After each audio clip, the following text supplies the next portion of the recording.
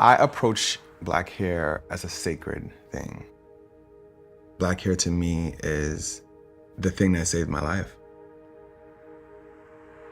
Black hair is also an unspoken language. It can tell you the mood they're in, it can tell you where they're from, it can tell you so much by just looking at it.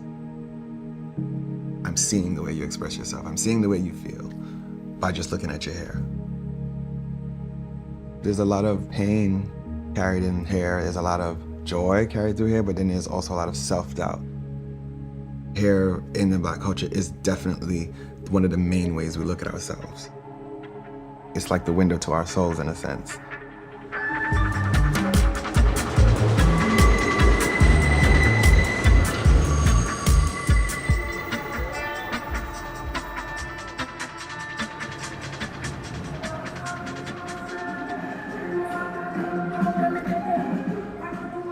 My early life in Jamaica, I just remember having a lot of fun and playing all day.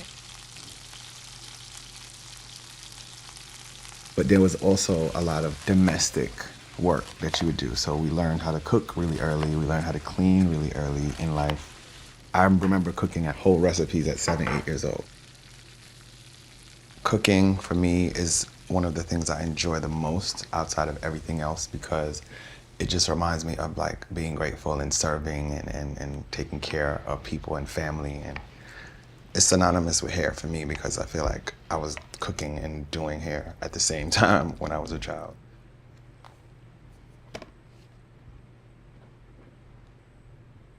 This is me in Jamaica when I was about 2 years old. 2 or 3, I think. I grew up loving me and loving what that looks like to be me. So I come from a family of superstars. My mom is a reggae legend. Her name is Sister Carol. I saw a lot of them getting ready and dressed and preparing for their stage shows, like putting the clothes together, outfits, doing their hair, eccentric, elaborate hairstyles. High off the head, different colors, different volumes, some slick, some cuts. It was just a lot going on in the height of the dancehall era in the late 80s, early 90s in Jamaica.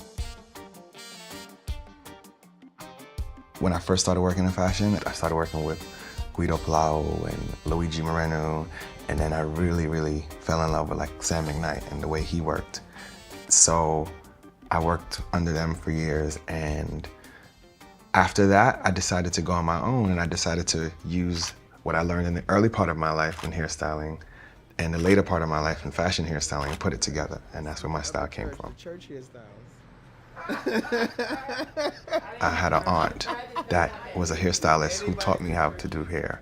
And I would be in the salon with her for hours, watching and learning. I remember being in these spaces, the salon spaces, where you see like a whole ecosystem of life as opposed to just hairstyling. Because the salon, especially in the Jamaican culture and the Black culture, it's like a place where everybody congregates and barters and, you know, so that's really cool. Together, and then by the time they leave, it's like, you know, They you could seem have so found an happy. apartment by sitting And under the sometimes all of them dryer. appointments fall back at the same Yeah. time, so they're clashing again, and they build a bond from there. You might find childcare while you're getting your hair washed. You might Exactly. find, yeah, you come into the salon and somebody goes, oh, I know somebody, right? Yeah. How did you guys get into hair? I didn't like the way my mother did my hair. And I'm Haitian, so the hairdo was no-no. Yeah. And I was in New Jersey, so there was no braiding. There was no hair, so I started using yarn. Oh, wow. Yeah, that's how I Creative. started. It's called ingenuity. Do you remember the stiff hairstyles, the sculptural hairstyle, like the freeze curls and the barrel curls and finger waves and the short cuts where it's short on this side but then longer on this side, and you did that. She looked like she did it. But what is your favorite hairstyle or technique to do that you get lost in when you're doing Box it? braid, Box braids? that's it. Yeah? I get lost in my box. Yeah. I think hair is an art, and Yes. as the years change, there's more art. We see more different styles. I am still astonished at the fact that in certain institutions, the way you wear your hair can be held against you if it's the natural way your hair looks. I think that's insane. Trying to fight those stereotypes every day because it's a beautiful thing. Our hair is so beautiful. I feel like it's something that should be celebrated and not used to subjugate us. I feel like in the industry that I work in, the fashion industry, there was not a lot of people that looked like me.